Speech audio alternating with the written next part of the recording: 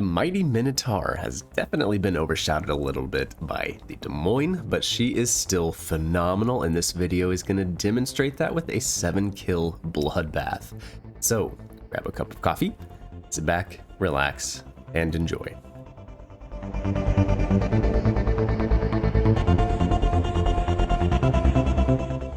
Alright, we are on Crash Zone. It's a domination game. We'll go over the build here in a minute, but first let's see kind of how we set up and things develop at the start of the match.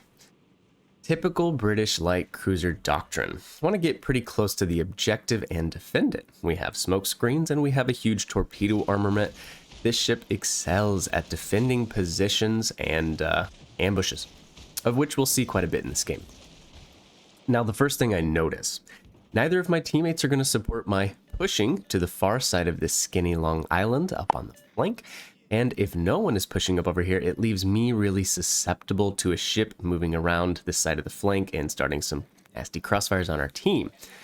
Minotaur is not a ship that you can push and hold a flank on your own, so I immediately start turning around, and we're just going to hold at the bottom of this island down here.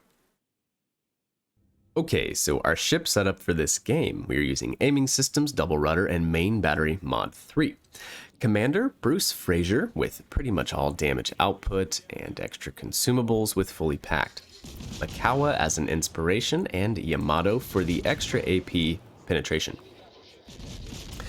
I think there are many ways to set up a Minotaur and be successful, unless you're playing hyper aggressive. I believe she's maneuverable enough not to run an agile build and still do okay.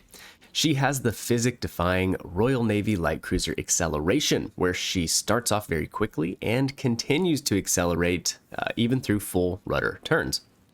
That plus a small turning radius, 660 meters, it makes her a pretty wiggly ship. And by doing this, I retain all of my perks to increase damage with Bruce Fraser, like Piercer, Punch Through, and Fixated. If you're doing main battery mod 3, the reload is going to be quick enough that you don't have to run refill station, and you can have fully packed, 3 heals, 3 sonars, 3 smokes. Yes. Now, I think doing well in Minotaur is really all about reading the map. And that could probably be said for every ship in World of Warships, but it's especially true for these light cruisers. If you find yourself out of position, you could be dead pretty quickly because this ship has virtually no armor. Minotaur definitely least armored of any legendary cruiser, and actually most tier 7s. She also has a massive citadel and eats pins from basically any angle, so you have to take care. Know where the red ships are, especially battleships, and big gun cruisers like the Alaska and the Stalingrad. They are your worst nightmare. This is why, unless I am in a division, I use smoke screens. For me, it's a lot more consistent of a playstyle, especially when on maps like Crash Zone. So let's look at this game for instance. Imagine I spawned over north of A or south of B. Island cover is a lot more difficult to come by over there. The middle islands running in between C and A and B are very tall. It's hard to shoot over them. So if I didn't have smoke screens, I would be in a little bit of a pickle on that side of the map. And over there, I find going all the way east to use those small islands kind of dotted on the far side of the map. Sometimes it can put you out of the game since there are only 9 ships on Legends, unlike the PC that has 12, and you have a lot more targets. Real quickly, let's check in on the game. I stayed just a little bit too long in that smoke screen, but it's because I was trying to get as much damage as possible on the Friesland. I was bringing up the start menu because I couldn't remember what the smoke firing penalty was. If you're sitting in your smoke screen and you fire your guns, you can be automatically detected at a certain range, and it varies from ship to ship, so you need to be aware of that. I couldn't remember what it was. It's 5 point something.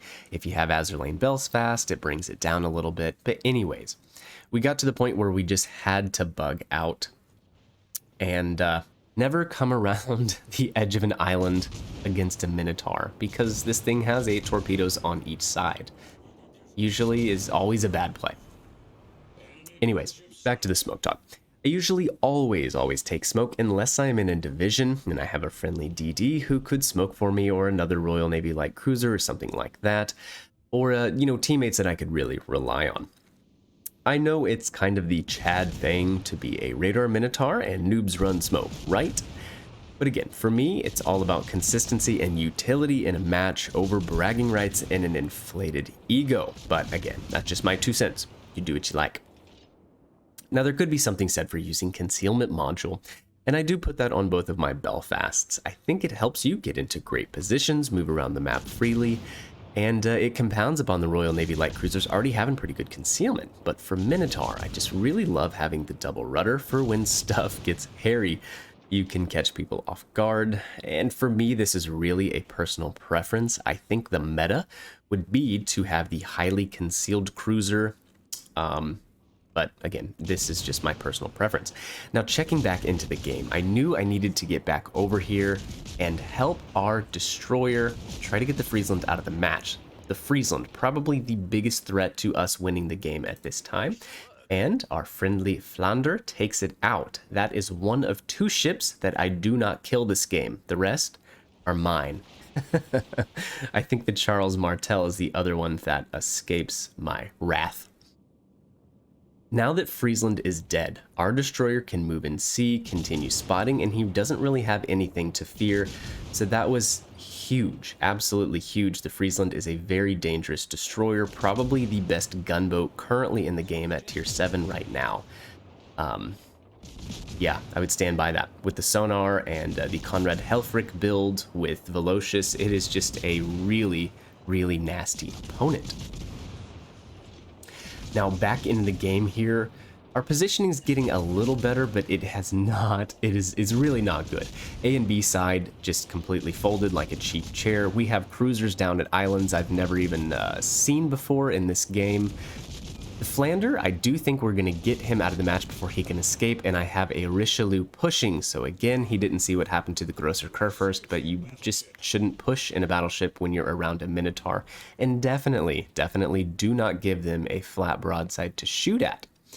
Minotaur, no high explosive shells, but who needs them? You have these amazing Royal Navy short fuse AP shells, and they just absolutely wreck face. They'll get full penetrations on destroyers, not overpens. They tear up the sides of superstructures. They are just really, really phenomenal, and you can rack up an immense amount of damage. Now, arguably, maybe that was a poor smoke usage there, but with the Flounder and the Richelieu, I just didn't know what to expect, and I would rather be cautious than die. And with fully packed, I have a third one that will come in clutch a little bit later in this game. Now, to his credit, before Fletcher died, he helped flip the C cap back to us, and that is pretty big. We cannot allow the Reds to hold 3 caps and accrue all of those points. A lot of players get lost in what they're doing with their one-on-one engagements and neglect the caps, and you just can't do that in domination. At some point, you just have to sail to the cap because you're going to lose on points, or they're going to get so many points that you can not possibly catch back up. Now, looking at the boards, the Reds have an Amagi to the north. They have a Charles Martel doing his best Jean Bart impersonation around the side of this island, and somewhere over there, a Hippa, a Worcester, and a Flander. Blue team has still yet to find their backbones, and I find myself being a frontline ship yet again, not by choice. Minotaur really is a support ship in the sense that you don't want to be taking on enemy ships head on, especially anything that has a large caliber gun. It can be very risky, as all it takes is one bad RNG roll for a shell to pin you. But like mentioned, we don't have a choice right now, so I'm going to make the best of this island cover. Now, he might have overextended a little bit here, but at least I'm grateful that our Flounder is in a position to try to tank damage for me and do some spotting. So we can just take some pot shots over this island. Use your auto aim, click in LT over and over again to get a feel for what the enemy red ship is doing. You can also look at the mini map and judge how they're angled, and this is a good way to rack up some damage for free in World of Warship Legends. And I'm hoping to get the Flounder off the board, but he's accelerating way too fast for these floaty British shells to make it over there in time. We are getting some decent hits though, 3K, 2K. Lots of shatters, lots of bounces. But yeah, eventually though, these guys get in a position where I can't lob shells over, and our Flounder goes down. They're up by 400 points. Things are looking very dire right now, but positioning 101, I just want to use these islands to dictate who can shoot at me. I want this Martel dead, so I'll use the island to the north to protect me from a Magi, and then the ones directly to my starboard to keep the Worcester Hipper and the other Flander shooting at me. Take a nasty hit from the Martel here. Just has really good AP, and I gave him a little bit too much broadside. But with my heal, we're going to be able to out DPM him easily. My teammate yoinks that one, which kind of stinks, but anyways. The third smoke is about to be very useful as we patiently wait for the reds to come make some mistakes. Patience is the key to playing Minotaur, I feel like. Get yourself to a decent position, dictated by the flow of the battle, kind of like we have done, and wait for the reds to mess up. The defending ship is always going to have the advantage over the pushing one. Flander, Worcester, and Hipper, they didn't have to come out and play, but man, they just couldn't help themselves. Like the mighty jingle says, the need to win harder sometimes takes over being smarter. Now, I'm not going to pretend like I tried for an ultra high kill game, but one thing I would point out is by good positioning, higher kill games will come to you more frequently. You're just in a better position to consistently deal damage to lots of enemy ships, and that's why we're able just to turn our turrets, fire a couple shots, and get the Amagi. That leaves one little last red. It is a Worcester. And at this point, again, I just have to point out, the Worcester did not have to sail out here and do anything. He could have hid behind the island, or he could have sailed off to the east side of the map, where none of us would have ever been able to catch him, and they would have won the game. These are the things that you have to look for. Watch the score in a domination game. You could be throwing a game for your team. But anyways, the Worcester did come out to play, and so we're going to go ahead and gun him down for our 7th kill.